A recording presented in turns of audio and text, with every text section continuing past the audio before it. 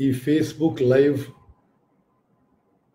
వీక్షిస్తున్న నా అన్నలు, తమ్ముళ్ళు, అక్కలు, చెల్లెళ్ళు, ప్రత్యేకంగా కాంగ్రెస్ కార్యకర్తలు, నాయకులు, మీ అందరికీ నా నమస్కారం, నా శుభాకాంక్షలు. కొన్ని విషయాలు ఈరోజు నేను ఫేస్బుక్ లైవ్ కార్యక్రమం ద్వారా మీతోని చర్చించాలనుకున్నాను. ఈ ఫేస్బుక్ లైవ్ కార్యక్రమం చూసిన వాళ్ళు తప్పనిసరిగా మీకు ఏ కమెంట్స్ ఉన్నా ఈ ఫేస్బుక్ పేజ్ మీద పోస్ట్ చేయండి. నేను రేపు సాయంత్రంలోగా మీరు ఏదైతే సలహాలు, సూచనలు, విమర్శలు, ఎటువంటి కామెంట్స్ అయినా సరే మీరు ఈ ఫేస్బుక్ పేజ్లో పెడితే తప్పనిసరిగా నేను మీకు జవాబు చెప్తానని చెప్పి, నేనే స్వయాన మీకు రిప్లై ఇస్తానని చెప్పి కూడా నేను మనవి చేస్తున్నాను. మిత్రులారా, ప్రత్యేకంగా కాంగ్రెస్ పార్టీ అన్నలు, తమ్ముళ్ళు, అక్కలు, చెల్లందరికీ కూడా నేను మనస్ఫూర్తిగా ఏ విధంగానైతే మీరు కరోనా సహాయ చర్యల్లో పాల్గొన్నారో అద్భుతంగా చేశారు. మీరు మీ అందరికీ పేరు పేరున నేను నా ధన్యవాదాలు. మరి మన ప్రియతమ నాయకురాలు, ఏఐసిసి అధ్యక్షురాలు సోనియా గాంధీ గారి పిలుపు మేరకు, మా విజ్ఞప్తి మేరకు తెలంగాణ రాష్ట్ర నలుమూలన కాంగ్రెస్ కార్యకర్తలు అద్భుతంగా స్పందించారు. ఇప్పటికిది మానుకోకుండా, ఆపేయకుండా ఈ ప్రజలకి, నిరుపేదలకి, మైగ్రెంట్ లేబర్కి ఈ యొక్క కరోనా సహాయ చర్యలు కొనసాగించాలి. వారికి ఆహారం, ఆశ్రయం కల్పించే విషయంలో మరి కాంగ్రెస్ శ్రేణులు ముందుండాలని చెప్పి మీ అందరినీ పేరు పేరున కోరుకుంటున్నాను. అదేవిధంగా ప్రత్యేకంగా మైగ్రెంట్ లేబర్ పై, వలస కూలీల వారి సంక్షేమం, వారి సంరక్షణ కోసం మనం నిర్విరామంగా కృషి చేయాలని చెప్పి మీ అందరికీ కోరుకుంటున్నాను. సరే, మన ప్రియతమ నాయకురాలు సోనియా గాంధీ గారి పిలుపు మేరకు మనం తెలంగాణ చీఫ్ సెక్రటరీకి, సౌత్ సెంట్రల్ రైల్వే జీఎం కూడా నేను లేఖలు రాశాను. ఆ రైల్వే జీఎంతో కూడా మాట్లాడడం జరిగింది. తెలంగాణ నుంచి వెళ్ళిపోయే వలస కూలీలకు కానీ, వచ్చే వారికి కానీ కాంగ్రెస్ పార్టీ కూడా మరి వారి ట్రైన్ ఫేర్, రైలు ఛార్జీలు కట్టడానికి సిద్ధం అని చెప్పి లేఖలు కూడా ఇవ్వడం జరిగింది. కానీ ఆ విషయంలో మరి రైల్వే జీఎం గారు నాతో ఏం చెప్తారంటే, ఇది రాష్ట్ర ప్రభుత్వం ద్వారా మేము చేయదలుచుకున్నాం అని చెప్పి మరి వారు చెప్తున్నారు. నేను కేంద్ర రైల్వే శాఖ మంత్రితో మాట్లాడే ప్రయత్నం చేశాను. మరి ఆ ఎఫర్ట్స్ కూడా కొనసాగిస్తున్నాను మనవి చేస్తూ, ఈ సమయంలో తెలంగాణ నుంచి ఆంధ్రప్రదేశ్ కానీ, కర్ణాటక కానీ, మహారాష్ట్ర కానీ, ఒరిస్సా కానీ, ఛత్తీస్గఢ్ కానీ, మన బార్డర్ స్టేట్స్కి, చుట్టుపక్కల స్టేట్స్కి వెళ్ళిపోదలుచుకున్న వలస కార్మికులకు మరి ఇతరులకు అన్ని విధాలుగా మీరు సహాయం చేయండి. మీరు వాహనాలు ఏర్పాటు చేస్తూ, వాళ్ళకి పాస్లు ఏర్పాటు చేస్తూ, అన్ని విధాలుగా వారికి అండదండలుగా మీ సహాయం అందించాలని చెప్పి నేను మనస్ఫూర్తిగా మిమ్మల్ని కోరుకుంటున్నాను. మీకు ఆర్థిక భారం ఎక్కువ అనిపిస్తే దయచేసి మమ్మల్ని సంప్రదించండి. నేరుగా నాకు ఫోన్ చేయొచ్చు, లేకపోతే గాంధీభవన్ ఫోన్ చేయొచ్చు, గాంధీభవన్ కంట్రోల్ రూమ్ ఫోన్ చేయొచ్చు. ఆ ఆర్థిక సహాయం మేము అందించి ఈ వలస కూలీలకి, వారి సంక్షేమానికి, వారికి అన్ని సౌకర్యాలకి, వారి ట్రాన్స్పోర్ట్కి మనం ముందుందామని చెప్పి నేను మీకు మనవి చేస్తున్నాను. ఇప్పటికే కాంగ్రెస్ పార్టీ నుంచి చుట్టుపక్కల రాష్ట్రాలకి మేము వాహనాలు ఏర్పాటు చేసి, పాస్లు ఏర్పాటు చేసి పంపించడం జరిగింది. ఆ ప్రక్రియ కూడా కొనసాగుతుంది. మీరందరూ కూడా ఈ ప్రక్రియ కొనసాగించాలని చెప్పి కోరుకుంటున్నాను. మిత్రులారా, ఇప్పుడు వ్యవసాయ ఉత్పత్తుల కొనుగోలు విషయంలో మరి మొదటి నుంచి మీరందరూ కూడా పాల్గొంటున్నారు మా విజ్ఞప్తి మేరకు. అదేవిధంగా వ్యవసాయ ఉత్పత్తుల కొనుగోలు విషయంలో రైతులకి అండదండగా ఉండడానికి, అన్ని విధాలుగా రైతులకి సహాయం చేయడానికి మీరు ముందుండాలని చెప్పి నేను కోరుకుంటున్నాను. మరి నేను కూడా స్వయంగా చాలా ప్యాడీ ప్రొక్యూర్మెంట్ సెంటర్స్ పోయినా, ఇతర అగ్రికల్చర్ ప్రోడక్ట్స్ ప్రొక్యూర్మెంట్ విషయంలో కూడా ఎప్పటికప్పుడు స్పందిస్తున్నాం. వరి కానీ, మరి మిర్చి కానీ, మొక్కజొన్న కానీ, బత్తాయి కానీ, మామిడి కానీ, పసుపు కానీ, సన్ఫ్లవర్ కానీ, అన్ని వ్యవసాయ, ఉద్యానవన పంటల రైతులకి మీరు అండదండగా ఉండాలి. మీరు స్థానిక అధికారులకు తెలియజేయాలి. అదేవిధంగా మాకు కూడా తెలియజేస్తే మేము రాష్ట్ర, కేంద్ర ప్రభుత్వాలతో టేకప్ చేస్తామని చెప్పి కూడా నేను మీకు మనవి చేస్తున్నాను. మరి నిన్న మొన్న కేంద్ర ఆర్థిక శాఖ మంత్రివర్యులు నిర్మలా సీతారామన్ గారు కొంత ప్యాకేజ్ ప్రకటించారు. అంతకుముందు ప్రధానమంత్రి గారు 20 లక్షల కోట్ల ప్యాకేజ్ అని ప్రకటించారు. ఆ రోజు ఏం వివరాలు ఇవ్వలేదు. నిన్న మొన్న నిర్మలా సీతారామన్ గారు వివరాలు ఇచ్చారు. ఇది పూర్తిగా దేశ ప్రజలకి నిరుత్సాహపరిచే విధంగా ఉందని చెప్పి నేను మనవి చేస్తున్నాను. నిజంగా ఇంత సీరియస్ క్రైసిస్ లో మరి పేద ప్రజలకి ఆదుకోవడానికి, ఉద్యోగస్తులని ఆదుకోవడానికి సరి అయిన స్థాయిలో కేంద్ర ప్రభుత్వం వారి యొక్క ప్యాకేజ్ లేదని చెప్పి తెలంగాణలో కాంగ్రెస్ పార్టీ భావిస్తుందని చెప్పి నేను మనవి చేస్తున్నాను. ఇంత క్లిష్ట సమయంలో మన సమాజంలో అన్ని వర్గాల మనుగడే ప్రశ్నార్థకమైన ఈ సమయంలో కేంద్ర ప్రభుత్వం ఒక ప్యాకేజ్ ఇంకా లిబరల్ గా ఉండాల్సింది. చాలా విషయాల్లో గత విషయాలే ప్రకటించిండ్రు, గతంలో అన్న విషయాలే మాట్లాడింది, కానీ మరి కొంత మైగ్రెంట్ లేబర్కి ఆహార ధాన్యాలు తప్పితే కొత్తగా ఏమీ లేదని చెప్పి అనిపిస్తుంది. అదేవిధంగా చాలా మంది micro, small and medium scale entrepreneurs నాతో కూడా మాట్లాడారు.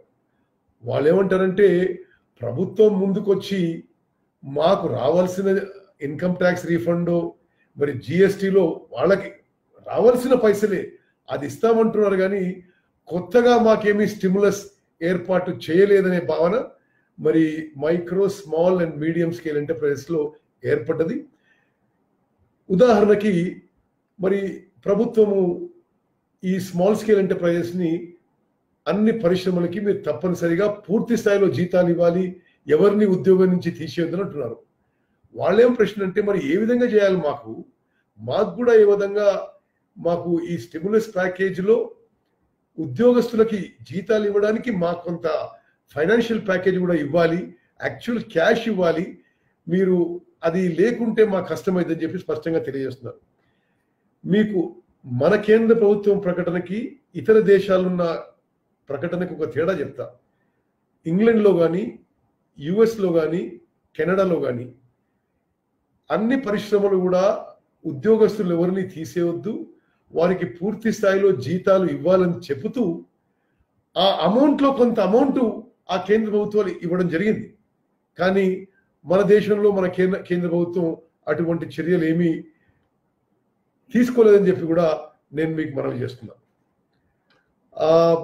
అదేవిధంగా కేంద్ర రాష్ట్ర ప్రభుత్వాలు ఈ కరోనా వైరస్ పాండమిక్ ఈ సమయంలో సమాజంలో అన్ని వర్గాలను ఆదుకోవడానికి మరింత ఇనిషియేటివ్ తీసుకోవాలి, మరింత చొరవ తీసుకోవాలని చెప్పి మేము అప్పీల్ చేస్తున్నాం. ఈ విషయంలో గతంలో నేను కాంగ్రెస్ పార్టీ స్టాండ్గా చెప్పిన విషయం మరోమారు కేంద్ర రాష్ట్ర ప్రభుత్వాలకు అప్పీల్ చేస్తున్నాం. ఈ లిక్కర్ షాప్స్ తెరవడం అనేది ఈ లాక్డౌన్ సిద్ధాంతానికి వ్యతిరేకం. ఎంత విచిత్రంగా ఉందంటే రెడ్ జోన్లో కూడా అన్ని దుకాణాలు మూసిపెట్టాలి, బంద్ చేయాలి, స్కూల్స్, కాలేజెస్, మాల్స్, సినిమా థియేటర్లు అన్ని బంద్ చేయాలి, బయట ఉన్న దుకాణాలు బంద్ చేయాలి, కానీ లిక్కర్ షాప్స్ తెరవచ్చు అనే ఒక ఈ ప్రభుత్వం పాలసీతో కాంగ్రెస్ పార్టీ విభేదిస్తుంది. ఈ లిక్కర్ పాలసీతో ప్రజలు నష్టపోతారు, ఈ లాక్డౌన్ అమలు కాదు. అదేవిధంగా లిక్కర్ తాగిన వాళ్ళు సోషల్ డిస్టెన్స్ మెయింటైన్ చేస్తారా అనే విషయం మనందరికీ స్పష్టంగా తెలుసు. అదేవిధంగా ప్రజలకి కొద్దో గొప్ప మిగిలిపోయిన సేవింగ్స్ అవి అనవసరంగా ఈ లిక్కర్లో దుబారా ఖర్చు అవుతుందని చెప్పి కూడా మా వాదన. లిక్కర్ ద్వారా మహిళలపై గృహహింస కూడా పెరుగుతుంది. కనీసం లాక్డౌన్ సమయంలో అన్నా, ఈ కరోనా వైరస్ పాండమిక్ ఈ వ్యాధి ఉన్నంత సమయం అన్నా లిక్కర్ షాప్స్ మూసివేస్తే తెలంగాణ సమాజానికి మేలు అని మరోసారి మేము కేసీఆర్ ప్రభుత్వానికి తెలియజేస్తున్నాం. మిత్రులారా, అదేవిధంగా పోతిరెడ్డిపాడు విస్తరణ పనులపై కూడా కాంగ్రెస్ పార్టీ నా ఆలోచనలు మీతో షేర్ చేసుకోదలుచుకున్నాను. పోతిరెడ్డిపాడు ఎక్స్పాండ్ చేస్తాము, శ్రీశైలం నుంచి 44,000 క్యూసెక్ల నుంచి 80,000 క్యూసెక్లకి ఆంధ్రప్రదేశ్ ప్రభుత్వం ఎక్కువ నీళ్లు డ్రా చేసుకోవడానికి మే 5వ తారీఖున జీవో విడుదల చేసింది. ఆ పనులకు 6,850 కోట్లతో కేటాయించడం జరిగింది.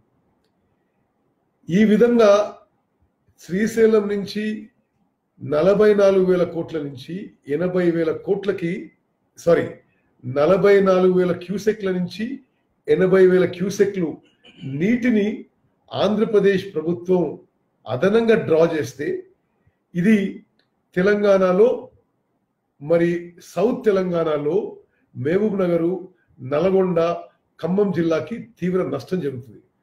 నాగార్జున సాగర్ ప్రాజెక్ట్ ఎండిపోయే ప్రమాదం ఉంది. సౌత్ తెలంగాణలో జిల్లాలు ఎడారిగా మారే ప్రమాదం ఉంది. అదేవిధంగా కృష్ణా నది జలాలు హైదరాబాద్కి మంచినీటి కూడా ఉపయోగిస్తున్నాం. ఇవన్నిటి తెలంగాణ ప్రయోజనాలు దెబ్బతింటే అనే విషయం మేము రాష్ట్ర కేంద్ర ప్రభుత్వాలకి అన్ని విధాలుగా మేము డిమాండ్ చేస్తున్నాం. ఆంధ్రప్రదేశ్ ప్రభుత్వం యొక్క ఈ పోతిరెడ్డిపాడు నుంచి నీళ్లు అదనంగా తీసుకుపోయే నీటి విషయంలో తప్పనిసరిగా అనుమతి పరిమితి ఆ పనులు పర్మిట్ చేయొద్దు అని చెప్పి తెలంగాణ కాంగ్రెస్ పార్టీగా మేము పదే తెలియజేస్తున్నాం. మొన్న గాంధీ భవన్లో ఒకరోజు నిరాహార దీక్ష ఈ విషయంలో చేయడం జరిగింది. మరి నిన్న మేము కృష్ణా రివర్ మేనేజ్మెంట్ బోర్డుకి పోయి అపీల్ చేసినాం. మరి నిన్న సాయంత్రం నేను కేంద్ర జలవనరుల శాఖ మంత్రివర్యులు షెకావత్ గారితో టెలిఫోన్లో మాట్లాడాను.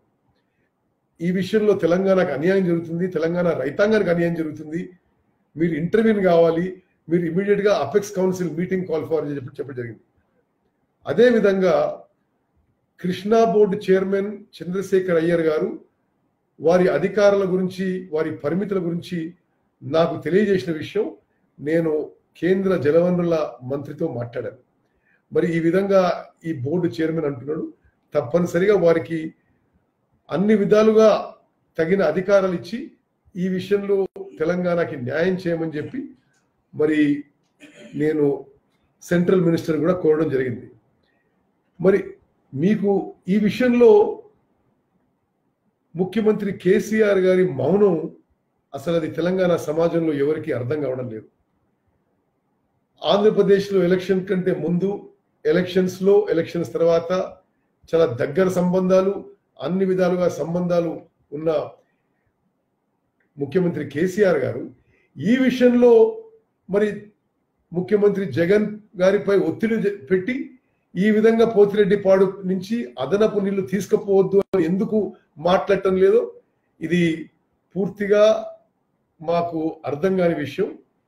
ఎందుకంటే కొన్ని డేట్స్ అండ్ టైం చూస్తే పోయిన సంవత్సరం సెప్టెంబర్లో, డిసెంబర్లో 2 సార్లు జగన్మోహన్ రెడ్డి గారు స్పష్టమైన ప్రకటన ఇచ్చారు. మేము పోతిరెడ్డిపాడు నుంచి 44,000 క్యూసెక్ల నుంచి ఆ పోతిరెడ్డిపాడు సామర్థ్యం పెంచి 80,000 క్యూసెక్లు తీసుకెళ్తాము అని చెప్పడం జరిగింది. దాని మీద మన సీనియర్ నాయకులు మాజీ మంత్రివర్యులు నాగం జనార్దన్ రెడ్డి గారు 5 జనవరిన ఈ సంవత్సరం 5 జనవరిన ముఖ్యమంత్రి గారికి బహిరంగ లేఖ రాశారు. ఈ విధంగా జగన్మోహన్ రెడ్డి గారు ఆ ప్రకటన చేసిండు. ఇది తెలంగాణ వ్యవసాయానికే గొడ్డలి పెట్టి కాబోతుంది. ప్రత్యేకంగా సౌత్ తెలంగాణలో మీరు వెంటనే జోక్యం చేసుకొని ఈ విధంగా కాకుండా చూడాలని చెప్పి నాగం జనార్దన్ రెడ్డి గారు లెటర్ రాశారు. కానీ ఆ తర్వాత కూడా మరి జనవరి 12న, జూన్ 28న, ఆగస్టు 1వ తారీఖున ఇద్దరు ముఖ్యమంత్రులు కలిసి హలాయి బలాయి చేసుకున్న కేసీఆర్ గారు ఈ విషయం ప్రస్తావించి ఈ వారి యొక్క ఆంధ్రప్రదేశ్ ప్రభుత్వం యొక్క ప్లాన్స్ ని నిలుపుదల చేయడంలో మరి వాళ్ళు కనీసం మాట్లాడిందో లేదో తెలియదు.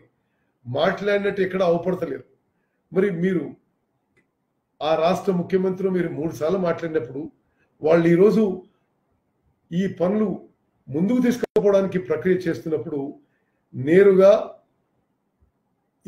ఈ పనులు ఆపే బాధ్యత ముఖ్యమంత్రి కేసీఆర్ గారిది అని చెప్పి నేను మనవి చేస్తున్నాను.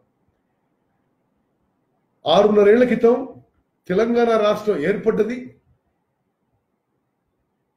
నీళ్ల విషయంలో తెలంగాణకి అన్యాయం జరుగుతుందనే విషయం, దాని మీదనే మీరు ప్రజల సెంటిమెంట్ మీద మీరు ఎలక్షన్స్ గెలిచిండ్రు, మీరు ముఖ్యమంత్రి అయినరు.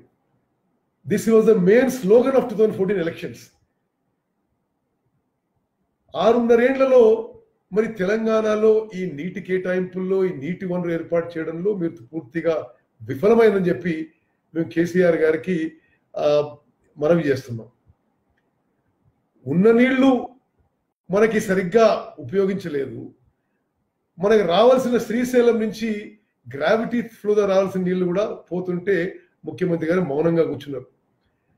అంటే ఎంత పెద్ద స్థాయిలో తెలంగాణలో నష్టం జరగబోతుందంటే, శ్రీశైలం నుంచి 3 టీఎంసీల నీళ్లు ప్రతిరోజు అదనంగా తీసుకుపోవడానికి ఆంధ్రప్రదేశ్ ప్రభుత్వం ప్లాన్ చేసుకుంటుంటే,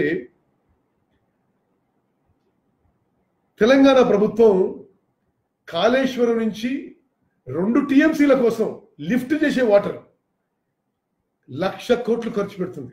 దయచేసి మీరు అర్థం చేసుకోవాలి.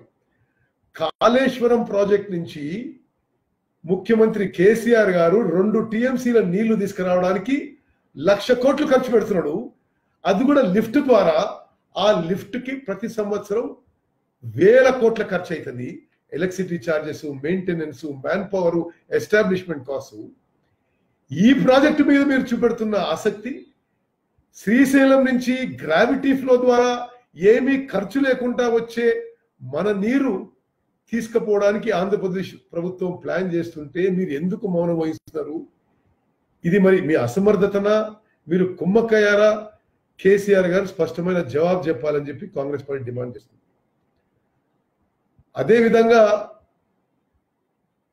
ఈ లాక్డౌన్ పీరియడ్లో ఈ ప్రభుత్వం యొక్క చీకటి ఒప్పందాలు, చీకటి విషయాలు కూడా మీకు మనవి చేస్తున్నా.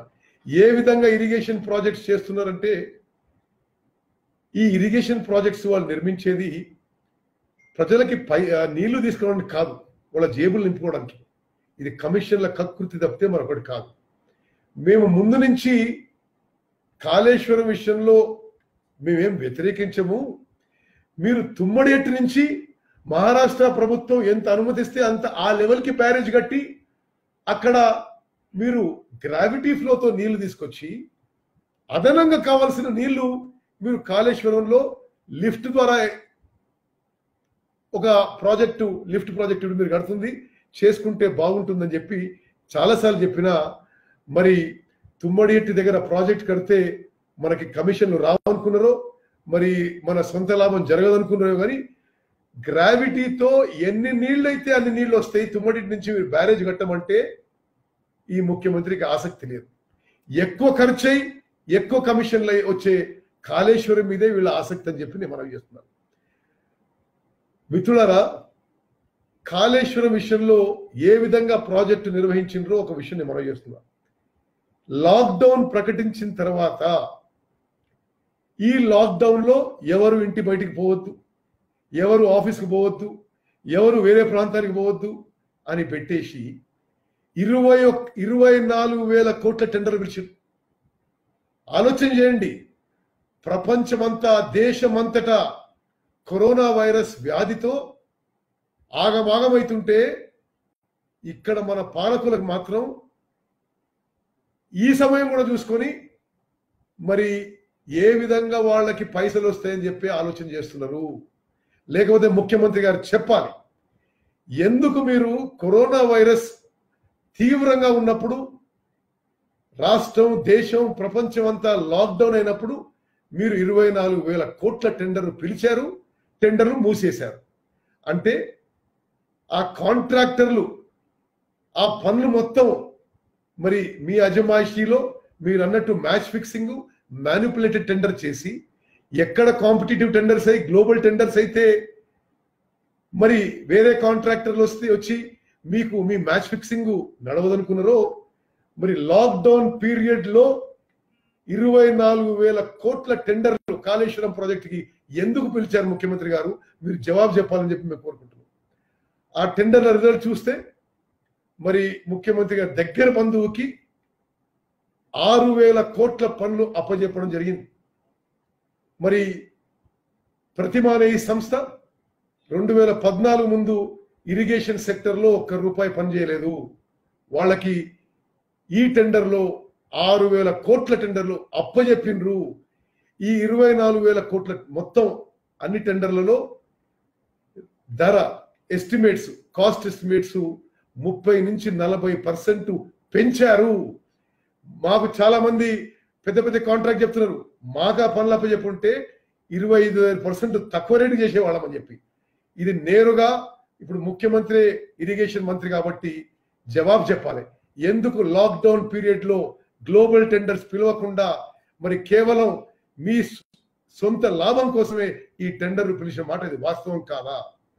అదేవిధంగా మరి దుమ్ముగూడెం బ్యారేజ్ టెండర్, ఒక సంస్థకి క్వాలిఫికేషన్ లేకుంటే ఆ సంస్థకి టెండర్ ప్రక్రియ వారం రోజులు పోస్ట్పోన్ చేసి లాక్డౌన్ పీరియడ్ లోనే వాళ్ళకి ఆ క్వాలిఫికేషన్ ఇచ్చి మొన్న టెండర్స్ మూసేశారు. ఈ రోజు నేను ప్రకటిస్తున్నా, దుమ్ముగూడెం బ్యారేజ్ టెండర్స్ ఇంకా ఓపెన్ కాలేదు. 3,000 కోట్ల వరకు అది మీరు ఎల్ఎన్టీతో చీకటి ఒప్పందం కుదుర్చుకొని ఈ మొత్తం 24,000 కోట్లకి టెండర్లకి మరి ఈ ప్రభుత్వంలో ఉన్న పెద్ద మనుషులు 8% కమిషన్ కిక్ బ్యాక్లు మీరు మాట్లాడుకొని చేసిన మాట ఇది వాస్తవం కాదా?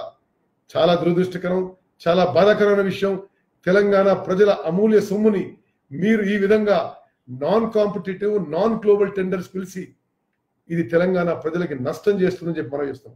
మేము మరోసారి మనం చేస్తాం, మీరు నీళ్లు తీసుకురావడానికి మేము వ్యతిరేకం కాదు, కేవలం దోపిడీ విధానానికే వ్యతిరేకం అని చెప్పే విషయం నేను మరోమారు మనం చేస్తాను. అదేవిధంగా మరి